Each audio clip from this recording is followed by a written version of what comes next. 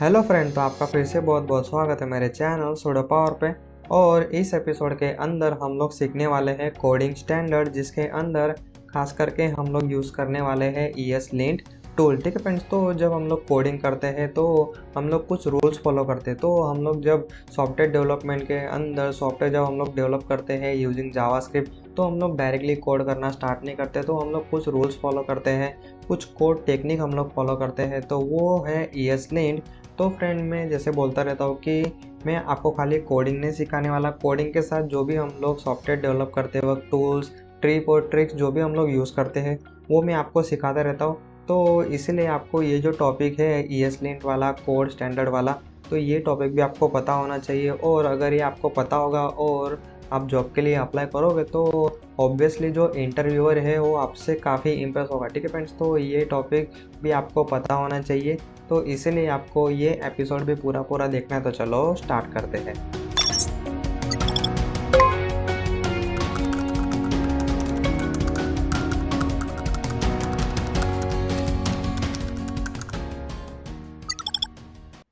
तो फ्रेंड्स, सबसे पहला question, what is code standard और लिंक्डइन। एक्चुअली ये जो लिंक्डइन है ये एक स्पेशल वर्ड है, जिसको आप सर्च करोगे तो आपको इसके रिलेटेड ही आपको कंटेंट मिलेंगे गूगल पे। तो ये लिंक्डइन जो है आप उसको कोड स्टैंडर्ड भी बोल सकते हो। तो एक सिंपल सा टूल हम लोग यूज़ करने वाले हैं। तो वो क्या करता है टूल, तो हमारा जो हम लोगों ने जो कोड लिखा होगा उसको वो स्कैन करेगा, और उसके अंदर जो सिंटेक्स एरर है और जो छोटे मोटे जो बग्स है और जो स्टाइलिंग इशू है, मतलब आपने 4 स्पेस दिया या फिर 2 स्पेस दिया है, कहीं पे 4 दिया है, कहीं पे 2 दिया है, तो उसको वो डिटेक्ट करेगा और आपका जो कोड है उसमें से मतलब बहुत सारी एरर वो रिड्यूस करेगा और आपका कोड दिखने में भी अच्छा लगेगा। ठीक है फ्रेंड्स, तो इसीलिए हम लोग खास करके यूज़ करते हैं कोड लिंटिंग। तो फ्रेंड, अभी फ़िलहाल मार्केट में ESLint और स्टैंडर्ड, ठीक है फ्रेंड्स, तो ESLint करके एक लाइब्रेरी है, उसी तरीके से स्टैंडर्ड करके भी एक लाइब्रेरी है। तो ये दोनों लाइब्रेरी अभी फ़िलहाल सॉफ्टवेयर डेवलपमेंट में, और ख़ास करके जो जावास्क्रिप्ट डेवलपर है वो लोग ये जो दो लाइब्रेरी है वो काफ़ी ज़्यादा यूज़ करते हैं कोड स्टैंडर्ड के लिए, और आप बोल सकते हो कोड लिंटिंग के लिए। ठीक है फ्रेंड्स, तो इसमें से हम लोग फ़िलहाल यूज़ करने वाले हैं ESLint। तो फ्रेंड, स्टैंडर्ड भी हम लोग यूज़ कर सकते हैं। तो स्टैंडर्ड के थोड़े अलग रूल्स है, ESLint के जो रूल्स है वो थोड़े अलग है। ठीक है फ्रेंड्स, तो इसमें से अभी मेरा जो एक्सपीरियंस है सॉफ्टवेयर डेवलपमेंट का, उस हिसाब से मैं बता रहा हूँ। तो ये जो ESLint है इसके अंदर ऑलमोस्ट हम लोग को सारे फीचर मिल जाते हैं। और अगर आपको स्टैंडर्ड अगर यूज़ करना है यूज़ या ESLint के साथ, तो वो भी हम लोग इसके अंदर कर सकते हैं। तो इसलिए मैं आपको अभी इस एपिसोड के अंदर सिखाने वाला हूँ ESLint। ठीक है फ्रेंड्स, तो ये जो ESLint लाइब्रेरी है एक सिंपल Node.js की लाइब्रेरी है। तो उसको यूज़ करने से पहले आपको आपके जो पीसी है, कंप्यूटर है, लैपटॉप है, उसके अंदर आपको Node.js इंस्टॉल कर लेना है। तो फ्रेंड, सिंपल गूगल ओपन करो और उसके अंदर लिखो Node.js इंस्टॉलेशन। तो इसके अंदर जो डाउनलोड वाली लिंक आएगी उसको आपको ओपन करना है। आपको ये जो विंडोज़ इंस्टॉलर है यहाँ पे क्लिक करोगे तो भी आपका जो exe फाइल है वो कुछ इस तरीके से डाउनलोड हो जाएगा। या फिर आप यहाँ पे ये जो MSI है 64 बिट करके भी आप डाउनलोड कर सकते हो। ठीक है फ्रेंड्स, तो ये डाउनलोड होने के बाद डबल क्लिक करो और नेक्स्ट नेक्स्ट करके आपको इंस्टॉल कर लेना है। उसके बाद आपका जो Node.js है वो आपके पीसी में सिंपल इंस्टॉल हो जाएगा। तो फ्रेंड, Node.js इंस्टॉल करने के बाद सिंपल आपको कमांड प्रॉम्प्ट ओपन करना है, और उसके अंदर अगर आप लिखोगे node-v, तो जो भी नोड का वर्जन इंस्टॉल हुआ होगा आपके पीसी में उसका वो वर्जन बताएगा। ठीक है फ्रेंड्स, तो मैंने ऑलरेडी इंस्टॉल करके रखा था, तो यहाँ पे फिलहाल थोड़ा पुराना वर्जन बता रहा है। उसी तरीके से जैसे आप Node.js इंस्टॉल करते हो उसके साथ और एक टूल हम लोग को मिलता है जो है नोड पैकेज मैनेजर, जिसको हम लोग बोलते हैं NPM। तो इसका भी आप सिंपल वर्जन चेक कर सकते हो, मतलब ये जो इंस्टॉलेशन आपका प्रॉपरली हुआ है कि नहीं। तो ये जो दो कमांड है उनसे आप चेक कर सकते हो। तो फ्रेंड, नेक्स्ट अभी हम लोग देखते हैं ESLint जो लाइब्रेरी है उसका इंस्टॉलेशन अभी हम लोग हमारे प्रोजेक्ट के अंदर करेंगे। तो फ्रेंड, अभी आ जाओ VS कोड के अंदर और आपको टर्मिनल ओपन कर लेना है, और उसके अंदर आपको टाइप करना है npm init, उसके बाद -y। तो आपको फिर उसके बाद कुछ इस तरीके से packet.json बन के आ जाएगा। तो इसके अंदर एक्चुअली जो हम लोग लाइब्रेरी इंस्टॉल करते हैं वो उसके लिए पैकेट डॉट जेसन का हम लोग को काफ़ी ज़रूरत पड़ेगा। तो आप देख सकते हो डिपेंडेंसी के अंदर यहाँ पे बहुत सारी डिपेंडेंसी यहाँ पे मतलब जो npm init है उसने बाय डिफ़ॉल्ट ऐड करके दे दिए, तो उसको हम लोग निकाल देते हैं और यहाँ पे आपको कर्ली ब्रैकेट रखना नहीं भूलना है। ठीक है फ्रेंड्स, तो फिलहाल तो ये जो डिपेंडेंसी है उसके अंदर भी कुछ नहीं है और ये जो डेवलपमेंट डिपेंडेंसी है उसके अंदर भी कुछ नहीं है। ठीक है फ्रेंड्स, तो अभी ये जो फाइल है इसके अंदर आपको कुछ भी चेंजेस नहीं करना है। तो सिंपल यहाँ पे जो हमारा प्रोजेक्ट का नाम है, वर्जन है, डिस्क्रिप्शन है, वो सिंपल यहाँ पे आ रहा है। ठीक है फ्रेंड्स, तो अभी आपको ESLint की जो वेबसाइट है, तो अभी आपको ओपन करना है ESLint की वेबसाइट। तो सिंपल लिखो गूगल में ESLint, तो जो फर्स्ट वेबसाइट आएगी eslint.org, तो यही ओपन होगा। ठीक है फ्रेंड्स, तो आपको और एक चीज़ मैं बताना चाहता हूँ। तो अगर आप कोई भी टूल सीखना चाहते हो, कोई टेक्नोलॉजी आप सीखना चाहते हो, तो आप सिंपल उसकी वेबसाइट ओपन करो और उसके हमेशा आपको जाना है डॉक्स वाले सेक्शन में। ठीक है फ्रेंड्स, तो अगर आप ये जो डॉक्यूमेंट है वो अगर आप अच्छे से रीड करोगे तो आपको मतलब कोई ट्यूटोरियल देखने की ज़रूरत नहीं पड़ेगी, क्योंकि उन्होंने काफ़ी अच्छे से डॉक्यूमेंटेशन लिखा होता है। अगर नहीं लिखा हो तो आपको ट्यूटोरियल देखना पड़ेगा। तो इसके अंदर आपको जाना है गेटिंग स्टार्टेड वाली जो लिंक है उस पर क्लिक करो। उसके अंदर आप देख सकते हो इंस्टॉलेशन एंड यूसेज। ठीक है फ्रेंड्स, तो इसमें जो कमांड है इसको आपको सिंपल कॉपी करना है। तो आप देख सकते हो ये जो npm कमांड है ये अभी हम लोग जब Node.js इंस्टॉल करते हैं उसके साथ हम लोग को मिलता है। ठीक है फ्रेंड्स, तो ये पूरा जो कमांड है ये आपको कॉपी करना है। फिर से आ जाओ VS कोड के अंदर और कमांड के अंदर आपको वो सिंपल पेस्ट करना है और सिंपल आपको कर देना है इंटर। तो फ्रेंड आप जैसे ही इंटर करोगे उसके बाद मैंने तो ऑलरेडी करके रखा था, तो इसलिए डायरेक्टली मुझे यहाँ पे क्वेश्चन पूछ रहा है। अदरवाइज आपको कुछ लाइब्रेरीज इंस्टॉल करने के लिए पूछेगा हो तो वो एस कर देना। तो उसमें से आप देख सकते हो यहाँ पे जो ESLint है उसको आप किस तरीके से यूज़ करना चाहते हो। तो आपको खाली सिंटेक्स चेक करना है या फिर सिंटेक्स और फाइंड प्रॉब्लम करना है, या फिर आपको syntax, find problem and enforce code style, मतलब हम लोग को सारी चीज़ें करना है। तो आप देख सकते हो यहाँ पे जो एरो है अप डाउन हो रहा है, तो एरो की का आप यहाँ पे यूज़ कर सकते हो। और जो थर्ड ऑप्शन है वो आपको चूज़ करना है। उसके बाद आपको प्रेस करना है इंटर और उसके बाद फिर से क्वेश्चन पूछ रहा है what type of module does your project use. ठीक है फ्रेंड्स, तो अभी फ़िलहाल तो हम लोग इसमें यूज़ करने वाले हैं जावास्क्रिप्ट मॉड्यूल फर्स्ट वाला। उसके बाद कौन सा फ्रेमवर्क आप यूज़ कर रहे हो, तो हम लोग ना रिएक्ट यूज़ कर रहे हैं ना ही Vue.js यूज़ कर रहे हैं। तो सिंपल जो थर्ड ऑप्शन है नन ऑफ दिस वो यूज़ करो। एरो की का आपको यूज़ करना है अप डाउन करने के लिए, तो थर्ड ऑप्शन पे लेके जाओ, फिर आपको इंटर दबाना है। उसके बाद ये पूछेगा does your project use TypeScript, तो फिलहाल तो हम लोग टाइपस्क्रिप्ट यूज़ नहीं कर रहे, तो सिंपल यहाँ पे नो कर दो। उसके बाद यहाँ पे दो ऑप्शन है ब्राउज़र और नोड, तो आपको चूज़ करना है ब्राउज़र, क्योंकि अभी हम लोग फिलहाल ब्राउज़र में जावास्क्रिप्ट कर रहे हैं तो ब्राउज़र चूज़ करो। उसके बाद use a popular style guide और आंसर क्वेश्चन। ठीक है फ्रेंड्स, तो आंसर क्वेश्चन है ये आपको चूज़ नहीं करना है। ये जो फर्स्ट ऑप्शन है use a popular style guide, मतलब जैसे मैंने आपको दिखाया ESLint और स्टैंडर्ड और भी बहुत सारे फ्रेंड, तो उसमें से अभी मैं आपको दिखाता हूँ। तो आप देख सकते हो एयरबीएनबी जो कंपनी है उनका उन लोगों ने अलग से ESLint के स्टैंडर्ड बना के रखे, तो वो आप यूज़ कर सकते हो। स्टैंडर्ड जो मैंने बताया वो भी आप यूज़ कर सकते हो, गूगल का भी आप यूज़ कर सकते हो और एक्सो करके भी है वो भी आप यूज़ कर सकते हो। तो उसमें से फ़िलहाल मैं यूज़ करने वाला हूँ एयरबीएनबी। ठीक है फ्रेंड्स, तो जब से मैंने सॉफ्टवेयर डेवलपमेंट मतलब मैंने फर्स्ट टाइम जब कंपनी ज्वाइन किया था तब से मैं यही यूज़ कर रहा हूँ एयरबीएनबी वाला, और काफ़ी अच्छे से उन्होंने स्टैंडर्ड बना के रखा है। और उसमें अगर हम लोग को कुछ मॉडिफाई भी करना है तो हम लोग को मॉडिफाई करने के भी बहुत सारे ऑप्शन मिल जाते हैं। तो इसलिए एयरबीएनबी वाला ऑप्शन आपको सिंपल चूज़ करना है। उसके बाद यहाँ पे मतलब आपको उसका जो कॉन्फ़िगरेशन है वो किस में रखना है, तो जावास्क्रिप्ट में रखना है तो आप जावास्क्रिप्ट चूज़ कर सकते हो। उसके बाद वो कुछ इस तरीके से इंस्टॉलेशन चालू कर देगा और पूछेगा would you like to install them now, तो सिंपल यहाँ पे नो और यस ऑप्शन है, तो इसमें भी आप एरो की यूज़ कर सकते हो लेफ्ट और राइट वाली। तो इसमें सिंपल यस चूज़ करो, इंटर प्रेस करो और यहाँ पे तो हम लोगों ने Node.js इंस्टॉल किया था, तो npm कमांड हम लोग को मिला है। तो npm पे कर्सर लेके जाओ, इंटर प्रेस करो और उसके बाद कुछ इस तरीके से वो लाइब्रेरीज इंस्टॉल करना चालू कर देगा। ठीक है फ्रेंड्स, तो आप देख सकते हो उसने यहाँ पे हम लोग को एक फाइल बना के दिया eslint.rc.gs। तो इसके अंदर eslint के जो भी कॉन्फ़िगरेशन है वो हम लोग को यहाँ पे देखने के लिए मिल जाएगा। और package.json के अंदर हम लोग जाते हैं और इसके अंदर कुछ इस तरीके से उसने डिपेंडेंसी इंस्टॉल की है। तो यही डिपेंडेंसी अभी हम लोग यूज़ करने वाले। तो फ्रेंड अभी आ जाओ फिर से वेबसाइट के अंदर। तो हम लोगों ने जो इंस्टॉलेशन वाला पार्ट था वो अभी हम लोगों ने कर दिया है कंप्लीट।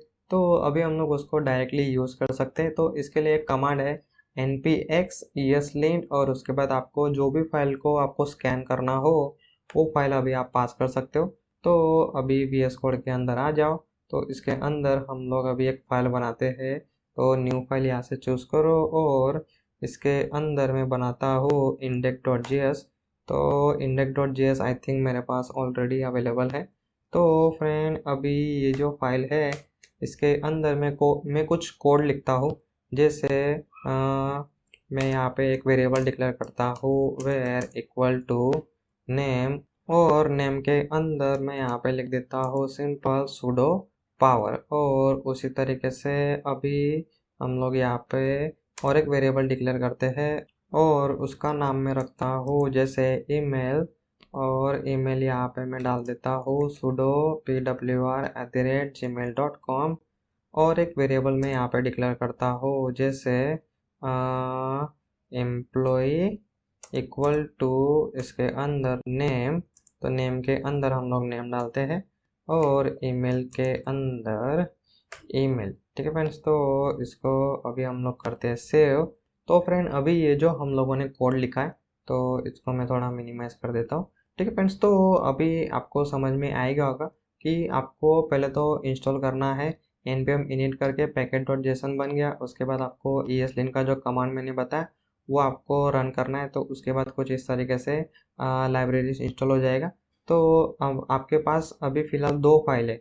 एक आपको पास है package.json और दूसरा है eslint का कॉन्फ़िगरेशन। उसके बाद आप कोई भी जीएस फाइल बना सकते हो और उसको आप अभी स्कैन कर सकते हो। तो अभी ये जो index.js है इसको अभी हम लोग करने वाले हैं स्कैन।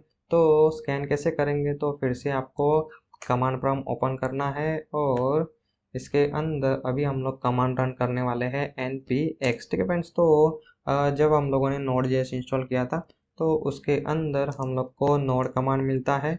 उसके बाद हम लोग को npm कमांड भी मिलता है और उसके साथ और एक कमांड हम लोग को मिलता है जो है npx। ठीक है फ्रेंड्स। तो npx अभी मतलब कोई लाइब्रेरी हम लोग को इंस्टॉल करने के बाद एग्जीक्यूट करना हो उसको डायरेक्टली यूज़ करना हो तो उस केस में हम लोग npx कमांड यूज़ करते हैं। तो npx लिखो। उसके बाद जो लाइब्रेरी हम लोगों ने इंस्टॉल किया था eslint वो अभी हम लोग यूज़ करने वाले।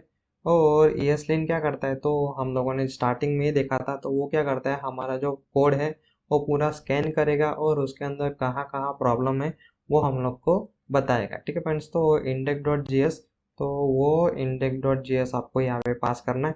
तो अगर index.js आपके कोई फोल्डर के अंदर हो तो जैसे एपिसोड फोल्डर के अंदर हो तो आपको इस तरीके से आपको पाथ पास करना है। तो फिलहाल तो index.js मेरा बाहर ही है। तो वो मैं कुछ इस तरीके से पास करता हूँ और मैं अभी जैसे इंटर करूँगा तो ये जो eslint लाइब्रेरी है तो वो क्या करेगा तो आपके जो कोड है कोड के अंदर जो भी प्रॉब्लम होगा वो स्कैन करेगा और आपको यहाँ पे कुछ इस तरीके से वो बताएगा कि ये जो फर्स्ट लाइन है उसके अंदर आपको यूज़ करना है लेट या फिर कॉन्स। तो मतलब आप वॉर यूज़ नहीं कर सकते। ठीक है फ्रेंड्स। तो मैंने अगर आपने मेरे जो जावास्क्रिप्ट है उसके अगर जो पुराने मतलब पिछले जो जावास्क्रिप्ट के एपिसोड है बेसिक्स बेसिक्स से जहाँ से मैंने जावास्क्रिप्ट सिखाया था वहाँ से अगर आपने देखा होगा तो आपको एक आइडिया आ ही गया होगा कि जावास्क्रिप्ट में कोड करने के हज़ारों तरीके। तो उसमें से जो बेस्ट तरीका है वो तरीका आपको यूज़ करना है। तो वो तरीका कौन सा है तो वो हम लोग को बताता है ये eslint। तो फ्रेंड ये एक सबसे बड़ा रीज़न है हम लोग लिंटिंग वाला जो टूल है वो हम लोग यूज़ करते हैं। तो उसमें से फ़िलहाल अभी हम लोग यूज़ कर रहे हैं eslint। ठीक है फ्रेंड्स। तो जैसे ही आप देख सकते हो इसके अंदर मतलब बहुत सारी एरर तो फ़िलहाल आ रही है। तो इसमें से हम लोग को वॉर नहीं यूज़ करना है। आपको एक तो लेट यूज़ करना है या फिर कौन सी यूज़ करना है। ठीक है फ्रेंड्स। तो अगर हम लोग वेरिएबल को एक ही बार यूज़ कर रहे हैं तो हम लोग उसको कौन से डिक्लेयर करते हैं कुछ इस तरीके से, और उसी तरीके से बाकी जो वेरिएबल है उसको भी मैं कौन से डिक्लेयर कर देता हूँ। तो आप देख सकते हो यहाँ पे बहुत सारे हमारी एरर है, तो 3 तो हम लोगों ने यहाँ पे फिक्स कर दिया। तो इसको हम लोग फिर से स्कैन करेंगे तो थोड़ी सी एरर हमारी कम हो जाएगी।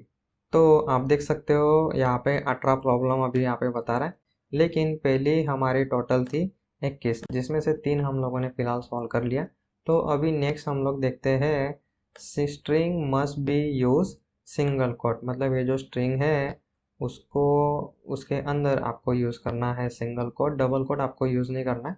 तो फ्रेंड ये सब कोडिंग के स्टैंडर्ड है जो हम लोग को फोर्स करता है, ये जो ESLint है वो हम लोग को फोर्स करता है कि आपको कहीं पे आप सिंगल कोट यूज़ कर रहे हो, कहीं पे आप डबल कोट यूज़ कर रहे हो, तो ऐसा बिल्कुल भी नहीं करना है।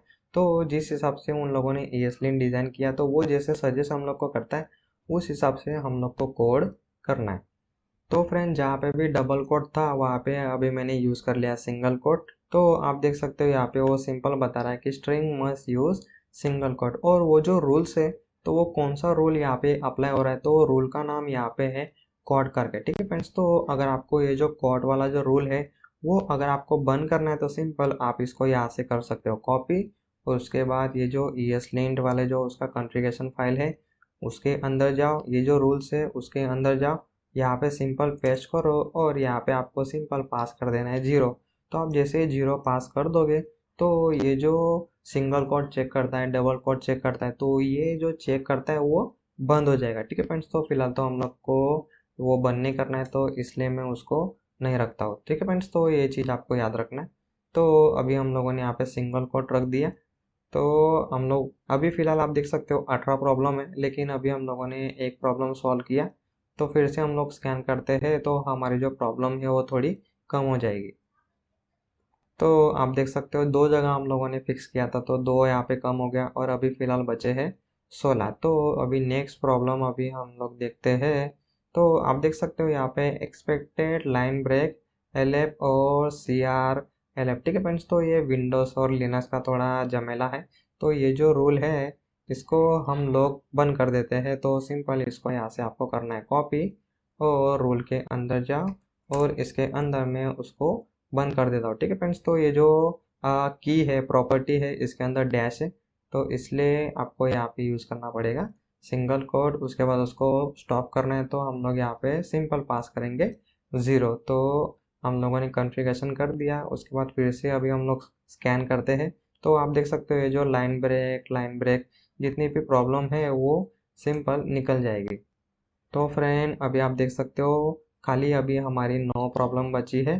तो अभी जो नेक्स्ट प्रॉब्लम है वो है मिसिंग सेमीकोलन। तो हर जगह पे हम लोग को सेमीकोलन रखना है, तो यहाँ पे भी सेमीकोलन और यहाँ पे भी सेमीकोलन। ठीक है फ्रेंड्स, तो मतलब ये आप देख सकते हो कि हम लोग एक एक रूल फॉलो करते जा रहे हैं, उसी तरीके से हमारा जो कोड है वो भी फिल्टर हो रहा है और अच्छे से वो डिज़ाइन भी हो रहा है। और जैसे हम लोगों ने पहले वॉर यूज़ किया था, आप वेयर भी बोल सकते हो जो भी आप प्रोनाउंस करते हो, तो वेयर यूज़ किया था। तो वेयर तो हम लोग यूज़ नहीं करते क्योंकि वो ग्लोबल होता है और उसकी वैल्यू हम लोग कभी भी चेंज कर सकते हैं, लेकिन कॉन्स्ट डिक्लेयर करने के बाद हम लोग उसकी वैल्यू चेंज नहीं कर सकते। ठीक है फ्रेंड्स, तो ऐसे छोटे छोटे जो रूल्स है वो सारे रूल्स उन लोगों ने किसके अंदर, तो ये जो ESLint टूल है इसके अंदर उन लोगों ने लिख के रखा है।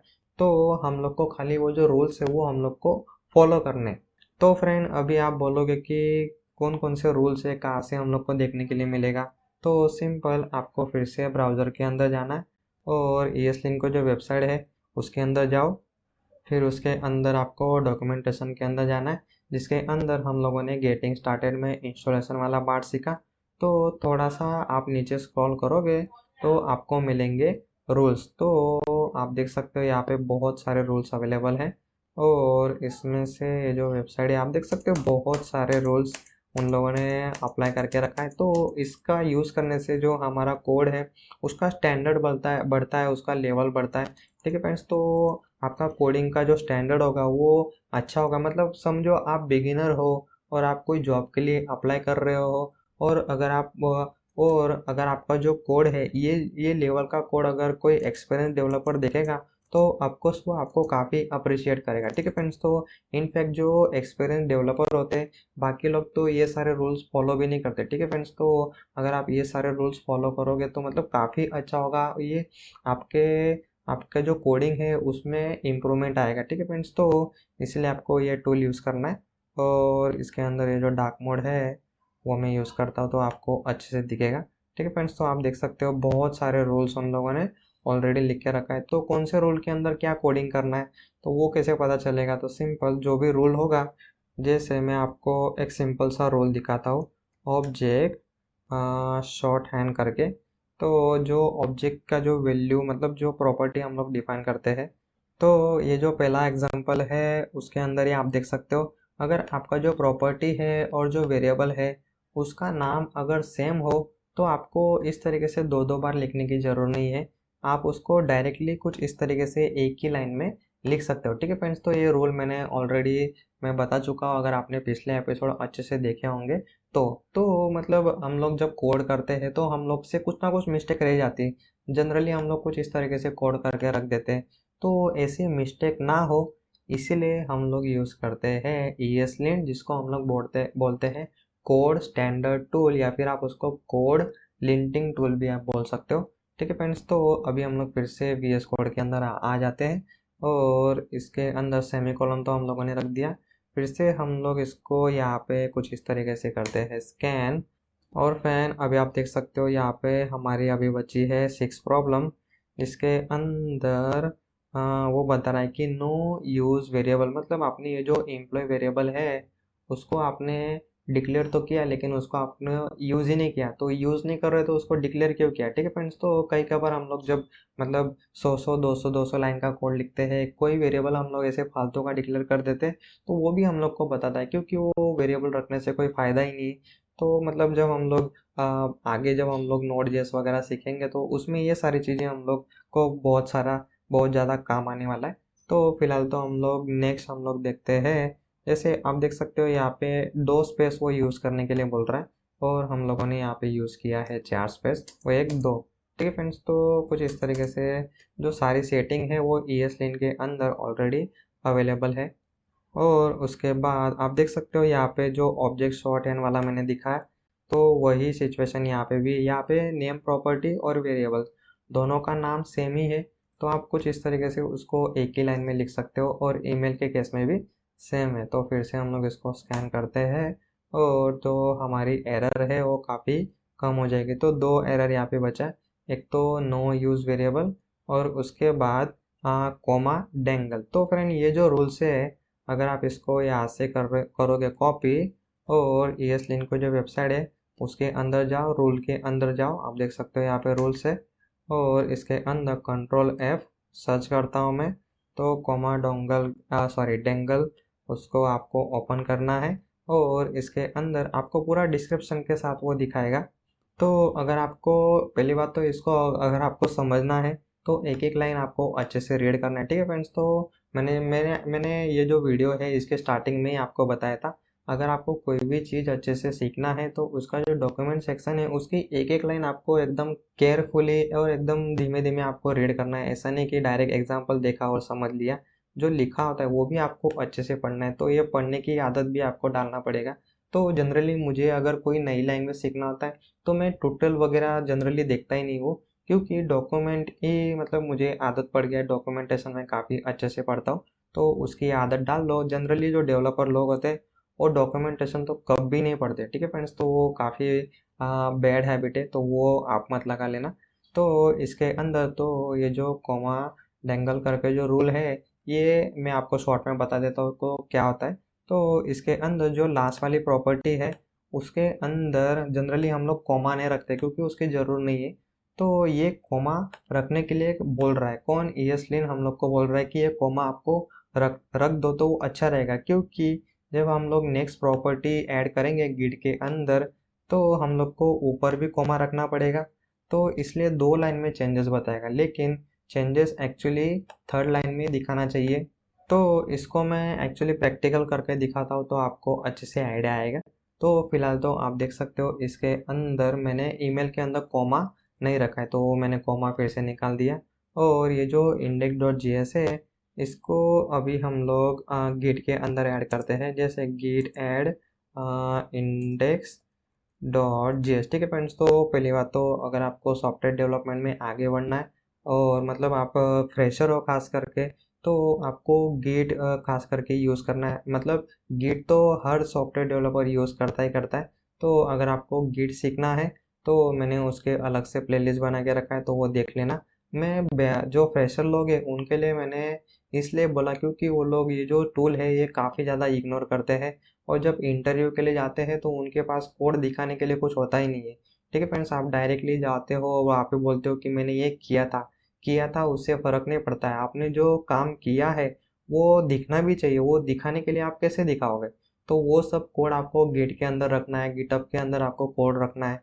फिर आप उसको एक्चुअली दिखाओगे तो आपके जो जॉब के चांसेस है वो काफ़ी ज़्यादा बढ़ जाएंगे। ठीक है फ्रेंड्स, तो इसलिए आपको गिट भी खास करके यूज़ करना है। और कोडिंग रखने के लिए, वर्जन के लिए तो हम लोग उसको हमेशा यूज़ करते ही है।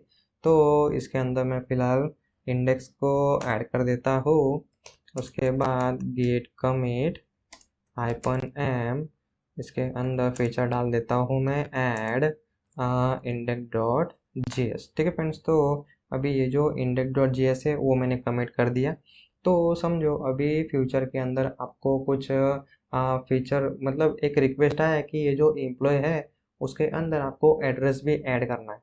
तो यहाँ पे const address equal to single quote 404 not found, और इसके अंदर एक वेरिएबल डिक्लेयर कर दिया। तो ये जो एड्रेस है उसको आपको ऑब्जेक्ट के अंदर भी ऐड करना है। तो अभी आप देखोगे तो इसको मैं, आप ये जो गिट सोर्स है इसके अंदर जाओ और ये जो index.js है इसके ऊपर आप क्लिक करोगे तो वो डिफरेंस बताएगा आपको। तो आपकी जो फाइल थी पहले कुछ इस तरीके से थी जिसके अंदर 7 लाइन था, लेकिन अभी उसके अंदर हम लोगों ने ये एड्रेस वेरिएबल ऐड किया, उसके बाद एड्रेस प्रॉपर्टी ऐड किया, तो वो आपको ये जो VS कोड है वो कुछ इस तरीके से अच्छे से दिखाता है। तो इसके अंदर अभी हम लोग प्रॉब्लम देखते हैं। तो प्रॉब्लम क्या है, इस कॉमा की वजह से प्रॉब्लम क्या हो रही है। तो आप देख सकते हो यहाँ पे 2 लाइन में चेंजेस बता रहा है, ईमेल पे भी चेंजेस बता रहा है और यहाँ पे एड्रेस में भी चेंज हुआ है ऐसा बता रहा है। तो इसीलिए ये यहाँ पे 2 लाइन हो रहा है, तो ये भी एक प्रॉब्लम था। मतलब जिसने भी ESLint का जो रूल डिफाइन किया होगा उसके हिसाब से ये एक एक्चुअली प्रॉब्लम हो गया है। तो अगर हम लोगों ने ऑलरेडी यहाँ पे कॉमा रखा होता तो ये लाइन में हम लोग को चेंजेस नहीं दिखाता। तो इसीलिए ये छोटा सा रूल्स है लेकिन वो काफ़ी इफेक्टिव है। तो इन शॉर्ट आपको जो लास्ट वाली प्रॉपर्टी है वहाँ पे भी आपको कॉमा यूज़ करना है। तो ये जो रूल्स है कॉमा डेंगल वाला, तो इसका ये मतलब होता है। ठीक है फ्रेंड्स, तो इसको हम लोग फिर से स्कैन करते हैं। तो कमांड प्रॉम्प्ट को हम लोग क्लियर कर देते हैं और फिर से हम लोग रन करते हैं npx ESLint, उसके बाद फाइल का नाम index.js। तो अभी हम लोग देखते हैं कौन सी प्रॉब्लम अभी हमारे कोड में है। तो इसको मैं मिनिमाइज कर देता हूँ।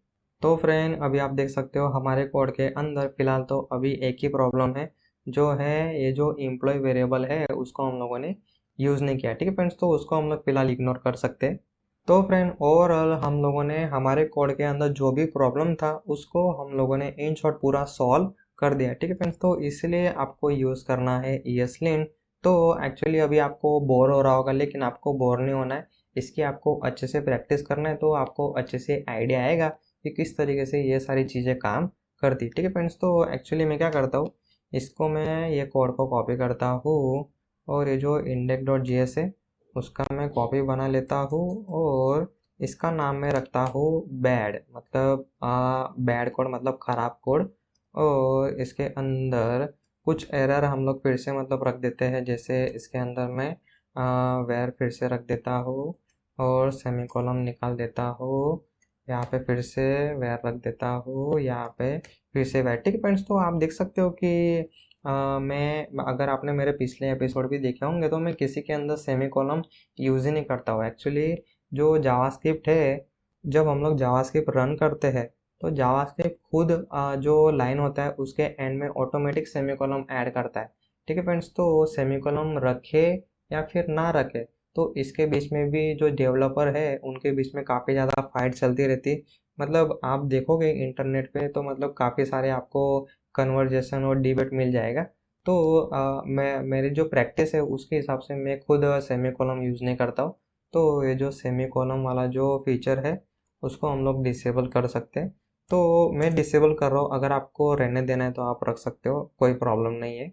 तो अभी हम लोग फिर से आ जाते हैं index that bad dot JS के अंदर, और इसके अंदर फिर से हम लोग जो बैड कोड है वो हम लोग ऐड कर देते हैं। तो एक्चुअली मैं जो नेक्स्ट एग्जांपल दिखाने वाला हूँ उसके लिए ये जो बैड वाली फाइल है उसको हम लोग यूज़ करने वाले। तो इसको हम लोग स्कैन करते हैं index dash bad dot JS. तो इसके अंदर बहुत सारी एरर होंगी। तो इसके अंदर है 8 प्रॉब्लम, लेकिन ESLint जो टूल है उसको यूज़ करने के बाद हमारा जो फाइल है उसके अंदर हम लोगों ने ऑलमोस्ट सारे जो प्रॉब्लम थी वो निकाल दिया, खाली इसको छोड़ के जिसको वो रीयूज़ वाला प्रॉब्लम आ रहा है। तो उसको मैं फिर से आपको स्कैन करके दिखाता हूँ। इंडेक्स डॉट जेएस को हम लोग स्कैन कर रहे हैं, तो इसके अंदर हम लोगों ने ऑलमोस्ट सारी प्रॉब्लम सॉल्व कर दिया। तो फ्रेंड अभी मैं क्या करता हूँ, तो ये जो बैड वाला जो कोड है उसको मैं फिर से कॉपी करता हूँ और इंडेक्स जेएस के अंदर रख रहा हूँ, क्योंकि ये जो फाइल है इसको अभी हम लोग एक ही कमांड के अंदर जितनी भी प्रॉब्लम है उसको हम लोग सॉल्व करने वाले। तो फिर से मैं कमांड प्रॉम्प्ट क्लियर करता हूँ, फिर से हम लोग इंडेक्स डॉट जेएस को स्कैन करने वाले। ठीक है फ्रेंड, जिसके अंदर अभी ख़राब कोड है उसको हम लोग फिर से स्कैन करने वाले हैं। तो जैसे एंटर करूँगा तो जो भी प्रॉब्लम है वो हम लोग को यहाँ पे बताएगा, 8 प्रॉब्लम। तो अभी तक जो मैंने आपको बताया वो मैंने आपको बताया लॉन्ग प्रोसेस, जिसके अंदर एक एक हम लोग यहाँ पे स्टेटमेंट रीड कर रहे हैं, एक एक एरर हम लोग अच्छे से देख रहे हैं, उसके बाद हम लोग सॉल्व कर रहे हैं। लेकिन वो चीज़ अभी हम लोग नहीं करने वाले। तो इसके अंदर आप देख सकते हो और एक लाइन लिखा है, fixable with the dash dash fix option. तो सिंपल आपको क्या करना है, तो डैश डैश लिखो, उसके बाद आपको लिखना है सिंपल फिक्स। तो ये जो फाइल है इंडेक्स डॉट जेएस, तो इसके अंदर जितनी भी प्रॉब्लम होगा वो ऑटोमेटिक आपको सॉल्व कर देगा, आपको कुछ भी कोडिंग करने की टेंशन नहीं लेना है। ठीक है फ्रेंड्स, तो मैं जैसे एंटर करूँगा तो आपकी सारी प्रॉब्लम यहाँ पे सॉल्व हो जाएगा। तो आप देख सकते हो इंडेक्स डॉट जेएस यहाँ पे कॉन्स्ट आ गया, कॉन्स्ट आ गया, और यहाँ पे एक्स्ट्रा जो वेरिएबल था वो भी निकल गया। और जो एक्स्ट्रा जो प्रॉब्लम होता है जिसको वो सॉल्व नहीं कर पाता है, तो वो हम लोग को सिंपल यहाँ पे दिखा रहा है। ठीक है फ्रेंड्स, तो इन शॉर्ट जो भी हमारे कोड के अंदर प्रॉब्लम है उसको आप कुछ इस तरीके से फिक्स ऑप्शन आप इसको हम लोग बोलते हैं। तो ये फिक्स ऑप्शन का यूज़ करके आप उसको इजीली सॉल्व कर सकते हो। मतलब हम लोग को एक एक लाइन हम लोग को सॉल्व करने की ज़रूरत नहीं है, डायरेक्टली ये जो कमांड है उसको आप यूज़ कर सकते हो। ठीक है फ्रेंड्स, तो ये कमांड आपको नोट डाउन कर लेना है। तो फ्रेंड अभी हम लोगों ने दो टेक्निक सीखे, जिसके अंदर एक तो हम लोग एक एक लाइन हम लोग सॉल्व कर रहे थे, तो वो तो मतलब आपको बिल्कुल भी यूज़ नहीं करना है। सेकंड टेक्निक जिसके अंदर हम लोग कुछ इस तरीके से फिक्स ऑप्शन हम लोग यूज़ कर सकते हैं, तो वो आप यूज़ कर सकते हो। लेकिन इसके अंदर भी एक प्रॉब्लम है। तो हम लोग जैसे ही कोड करते हैं, पूरा कोड करने के बाद फिर से हम लोग को हर बार हम लोग को ये जो कमांड है वो हम लोग को रन करना पड़ेगा। तो वो भी ना करना पड़े, इसीलिए जो VS कोड है, ये जो VS कोड है माइक्रोसॉफ्ट वाले, उन लोगों ने एक प्लगइन डेवलप किया है जो क्या करता है, जो हम लोगों ने ESLint का जो भी कॉन्फ़िगरेशन किया होगा उसके हिसाब से हम लोग को यहीं पे हम लोग को वो जितनी भी एरर है वो एरर हम लोग को यहाँ पे बता देगा। तो आप देख सकते हो ये जो बैड जेएस है, इंडेक्स डैट बैड जेएस, तो इसके अंदर अभी ये पूरा प्लेन दिख रहा है, इसके अंदर कोई भी प्रॉब्लम नहीं है। मतलब प्रॉब्लम मतलब यहाँ पे फिलहाल जो कुछ इंडिकेशंस है, प्रॉब्लम वाली इंडिकेशंस वो नहीं दिखा रहा है। तो अभी आपको जाना है एक्सटेंशन के अंदर, इसके अंदर आपको सर्च करना है ESLint। तो ये जो फर्स्ट वाला प्लगइन आएगा ESLint माइक्रोसॉफ्ट यहाँ पे लिखा हुआ है, तो इसको आपको कर लेना है इंस्टॉल। तो फ्रेंड जैसे ही इंस्टॉल हो जाएगा उसके बाद इसको आप क्लोज कर सकते हो, तो इसको क्लोज कर दो। उसके बाद आप जैसे ही आपका जो बैड जेएस है उसको आप ओपन करोगे तो अभी आप देख सकते हो ये जो इंडिकेशन आ रहा है, आप देख सकते हो यहाँ पे अंडरलाइन आ रहा है रेड करके। तो ये जो रेड लाइन है वो ESLint प्लगइन की वजह से आ रहा है, जो हम लोगों ने VS कोड के अंदर अभी इंस्टॉल किया। ठीक है फ्रेंड्स, तो वो एक्सटेंशन आपको इंस्टॉल कर लेना है। उसके बाद आप यहाँ पे जैसे ही माउस लेके जाओगे तो आपको बताएगा कि कौन सा रूल यहाँ पे अप्लाई हो रहा है, ESLint नो वर्क करके। और इसके अंदर एक क्विक फिक्स करके बटन आता है, तो उसका जो शॉर्टकट की है वो मैं आपको दिखा देता हूँ। आप देख सकते हो कंट्रोल और डॉट आपको यूज़ करना है, तो आपका जो काम है वो काफ़ी फास्ट हो जाएगा। तो मैं अभी शॉर्टकट की यूज़ कर रहा हूँ, कंट्रोल डॉट। तो कुछ इस तरीके से मेनू आएगा और इसके अंदर जो फर्स्ट ऑप्शन है फिक्स दिस प्रॉब्लम, तो उसको आपको सिलेक्ट करना है और फिर इंटर प्रेस करना है। तो कुछ इस तरीके से आपकी प्रॉब्लम सॉल्व हो जाएगी। और उसी तरीके से दूसरी लाइन पे जाओ, फिर से कंट्रोल डॉट यूज़ करो, फिर से जो फर्स्ट ऑप्शन है वो चूज़ करना है और उसी तरीके से जितनी भी लाइन आपको फिक्स करना है वो कुछ इस तरीके से आप फिक्स कर सकते हो। और इसके अंदर और एक तरीका है, मैं फिर से कंट्रोल Z कर रहा हूँ, सेव करते हैं और इसके अंदर फिर से वॉर आ गया, मतलब प्रॉब्लम है। ठीक है फ्रेंड्स, तो कोई भी लाइन के ऊपर लेके जाओ, फिर कंट्रोल डॉट प्रेस करना है और नीचे आपको थोड़ा स्क्रॉल करना है। इसके अंदर जो ऑप्शन है fix all auto fixable problem, मतलब जितनी भी प्रॉब्लम वो सॉल्व कर पा रहा हो वो सारे की सारी प्रॉब्लम एक साथ सॉल्व हो जाएगी। तो उसको आप जैसे चूज़ करोगे तो पूरी फाइल के अंदर जहाँ पे भी प्रॉब्लम होगा वो सॉल्व कर देगा। ठीक है फ्रेंड्स, तो इन शॉर्ट मैंने पहले आपको एकदम जो ख़राब तरीका था वो बताया, क्योंकि वो भी आपको यूज़ करना आना चाहिए। क्योंकि हम लोग जब सर्वर पे कोड डिप्लॉय करते हैं या फिर हम लोग जब कमिट करते हैं तब वो मतलब ये सब जो चीज़ें होती है, जो लॉग होते हैं वो देखने के लिए काम आता है। और उसी तरीके से ये जो फिक्स है वो भी आप यूज़ कर सकते हो। और सबसे बेस्ट तरीका, जब हम लोग कोड लिखते हैं उसी टाइम पे हम लोग को पता चल जाना चाहिए कि कौन सी प्रॉब्लम आ रही है। ठीक है फ्रेंड्स, तो ये प्लगइन की वजह से मतलब हम लोग को मुझे एटलीस्ट इतनी आदत लग गया है कि मैं एरर वाला जो कोड है, बैड वाला जो कोड है वो मैं लिखता ही नहीं हूँ। वो माइंड के अंदर हम लोग को आदत हो जाती है कि कोई भी वेरिएबल डिक्लेयर करना हो तो हम लोग को कौन सी यूज़ करना है, यहाँ पे मैं वेर यूज़ नहीं करूँगा। तो फ्रेंड ये सारे फायदे होते हैं हम लोग को जो कोडिंग स्टैंडर्ड टूल है वो यूज़ करने के। ठीक है फ्रेंड्स, तो ESLint और स्टैंडर्ड ऐसे दो तरीके के टूल हम लोग को मिलते हैं। तो स्टैंडर्ड JS अगर आप लिखोगे गूगल के अंदर तो स्टैंडर्ड वाला कोड भी मतलब रूल यहाँ पे आ जाएगा।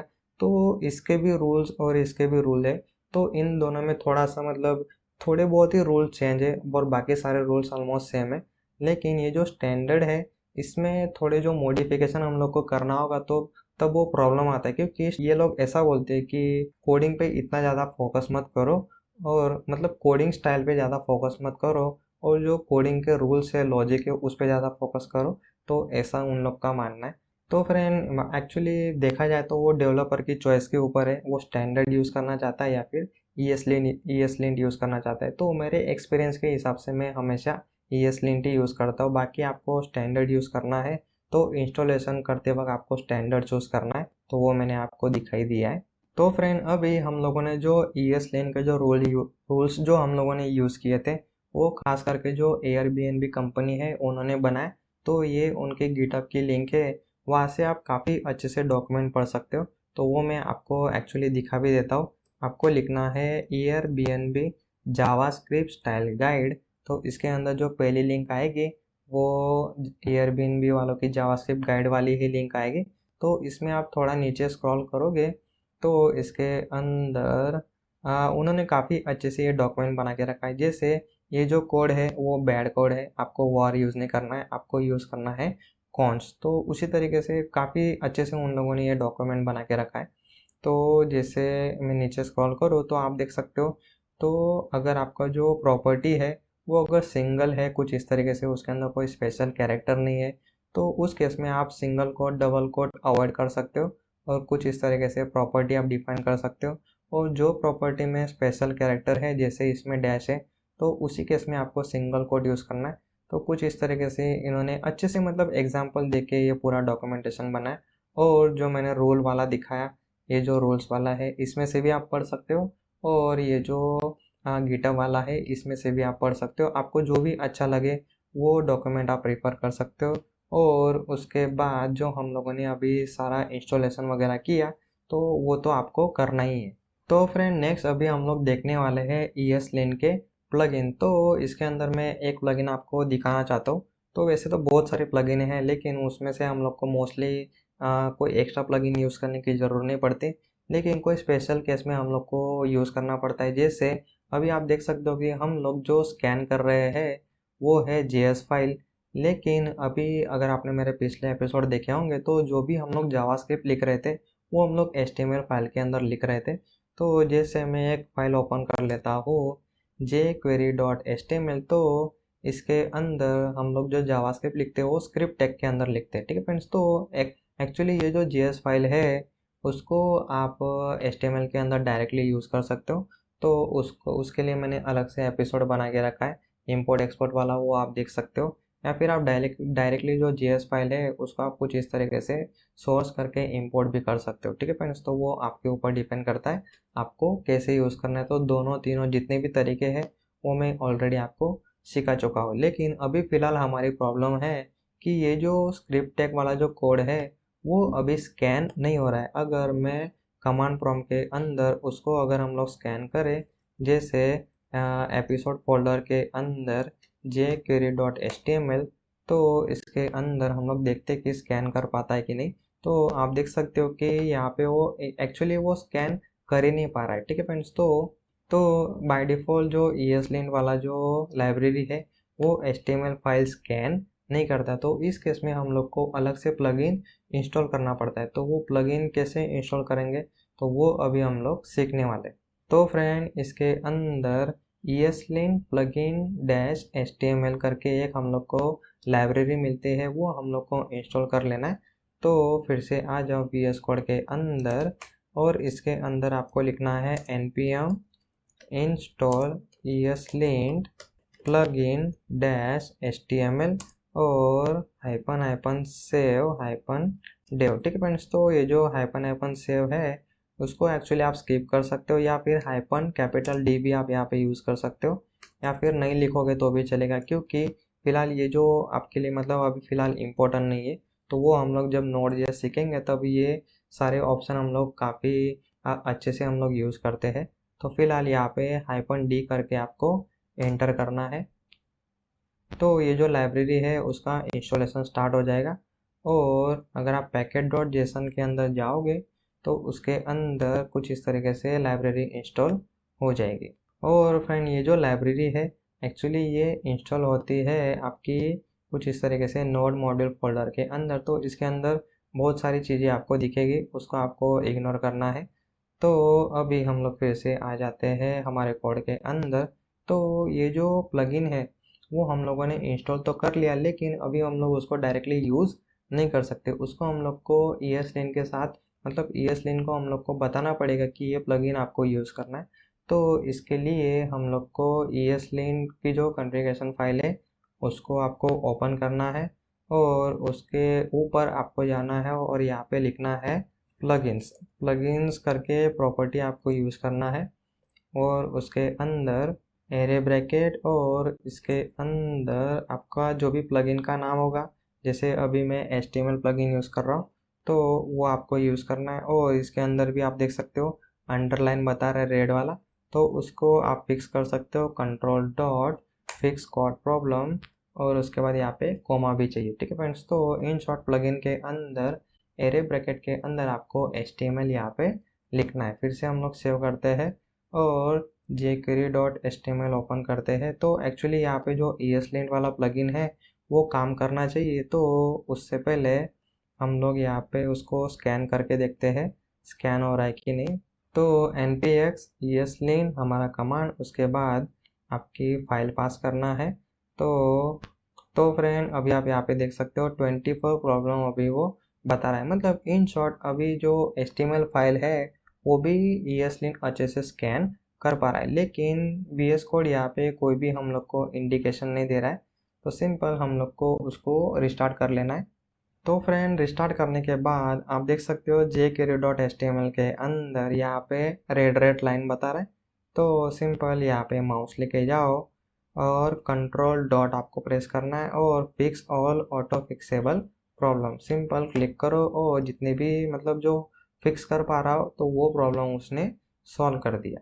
तो फ्रेंड, कुछ इस तरीके से आप HTML फाइल को भी स्कैन कर सकते हो और JS फाइल को तो हम लोग स्कैन करती है। ठीक है फ्रेंड्स, तो कुछ इस तरीके से आपको जो स्टैंडर्ड टूल है उसकी आपको आदत ही डाल लेना है। ठीक है फ्रेंड्स, तो आपके बाद आप जो भी जावास्क्रिप्ट का कोड करोगे उसके अंदर आपको कंपलसरी ये ESLint वाला टूल यूज़ करना ही करना है। ठीक है फ्रेंड्स, तो और ये जो डॉक्यूमेंट है इसको आपको पूरा एटलीस्ट एक बार रीड करना ही करना है। ठीक है फ्रेंड्स, तो इसको मैं कम से कम 10-20 बार तो रीड कर ही चुका हूँ, क्योंकि मैं लैंग्वेज स्विच करता रहता हूँ तो मैं रूल्स भूलता हूँ, या फिर आप बोल सकते हो कि मैं कोड भी मतलब करना भूल जाता हूँ। तो मुझे कभी कभी कोड देखना ही पड़ता है, हम लोग को गूगल हम लोग को करना पड़ता है। स्टैक ओवरफ्लो पे हम लोग कोड देखते हैं। ठीक है फ्रेंड्स, तो उसमें कोई प्रॉब्लम नहीं है, लेकिन एटलीस्ट आपको एक बार ये सारे जो रूल्स है और ख़ास करके ये जो गिटअप वाली जो है उसको तो आपको एक बार देख ही लेना है। काफ़ी अच्छे से उन्होंने डॉक्यूमेंटेशन बनाया। तो फ्रेंड फिलहाल के लिए इस एपिसोड में इतना ही, और अगर जो मेरा ट्यूटोरियल है वो अगर आपको कुछ सीखने के लिए हेल्प कर रहा हो तो फ्रेंड ये दूसरों को भी हेल्प करेगा। इसीलिए आपके फ्रेंड फैमिली के अंदर जिसको भी सॉफ्टवेयर डेवलपमेंट में इंटरेस्ट है, कोडिंग में इंटरेस्ट है, जिसको भी स्टार्टिंग से कोड सीखना है, तो आप देख सकते हो प्लेलिस्ट के अंदर मैंने एकदम बेसिक से कोडिंग सीखा है फ्रेंड। अगर किसी को कोडिंग का सी भी नहीं आता है तो वो भी मेरे चैनल से कोडिंग सीख सकता है। तो उसको स्टार्ट करना है बेसिक से, मतलब एपिसोड नंबर 1 से, जहाँ से मैंने स्टार्ट किया है HTML के बाद CSS, फिर वेब डिज़ाइनिंग, फिर इमेज एडिटिंग, फिर गिट और गिटअप तो आपको कंपलसरी आना ही चाहिए।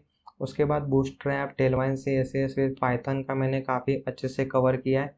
उसके बाद आपको स्टार्ट करना है जावास्क्रिप्ट। तो फ्रेंड एक एक एपिसोड मैंने काफ़ी अच्छे से डिज़ाइन किया है। मेरा जो भी सॉफ्टवेयर डेवलपमेंट का एक्सपीरियंस है वो मैंने काफ़ी अच्छे से शेयर किया है, और सारे कंटेंट मेरे फ्रीली अवेलेबल है यूट्यूब के अंदर, आप देख सकते हो। और एक एक टॉपिक मैंने कवर किया, एक भी टॉपिक मैंने छोड़ा नहीं। मतलब जो हम लोग कोडिंग करते हैं, जनरल जो कोडिंग करते हैं वो तो मैंने आपको सिखाई है, लेकिन सॉफ्टवेयर डेवलपमेंट के अंदर जब हम लोग रियल कंपनी में जब काम करते हैं तब कैसे काम करते हैं, कौन से टूल हम लोग यूज़ करते हैं, तो वो छोटे छोटे टॉपिक मैंने काफ़ी अच्छे से कवर किया। जैसे आप देख सकते हो डिबगिंग करना, इंपोर्ट एक्सपोर्ट करना, वो मैंने कवर किया है।